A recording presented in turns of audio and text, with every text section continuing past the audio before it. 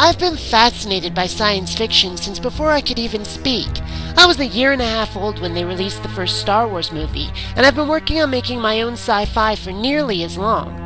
As most of you know, I've finally succeeded in that aim, having started my webcomic The Adventures of Kynira Baxter about a year and a half ago. But prior to Kynira, I tried many different ways of telling space stories, from writing prose to doing animations, and everything in between, and I thought it might be fun to share some of my work prior to the comic. I used to draw quite a bit.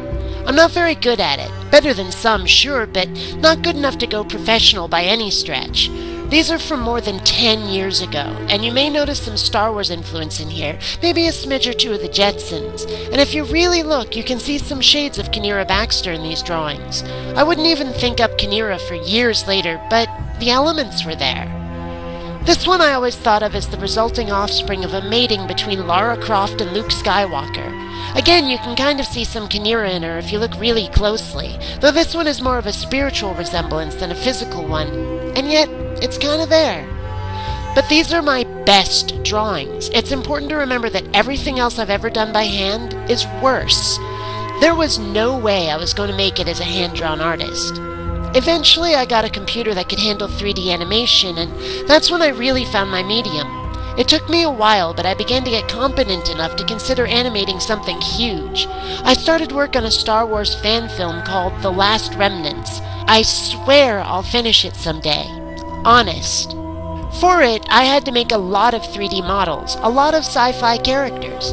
Looking back on them, they're not that great, but I'd also made them, 7 or 8 years ago?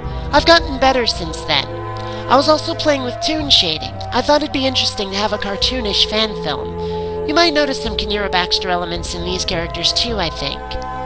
The computer I was making the fan film on died before I could finish it, and my new computer wouldn't run my old editing software. It was a big old disaster, truly. Someday I'll finish it, but I've kind of moved on to other projects, so we'll see. It was after doing the lettering for a friend's graphic novel that I realized I totally had the capability to make my own comics, and it was certainly a much quicker way of telling a story than animation.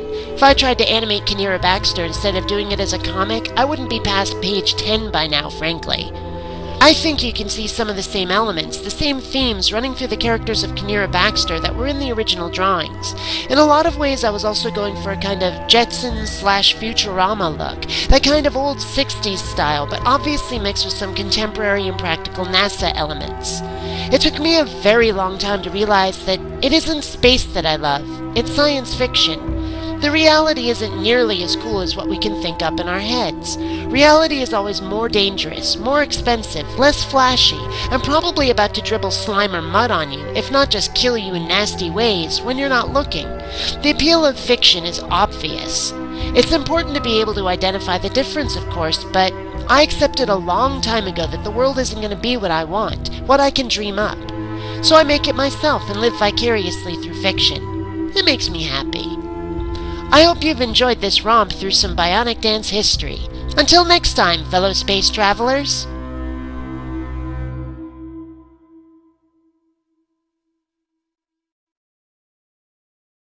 Please take the time to rate this video. And hey, if you dig what I do, subscribe.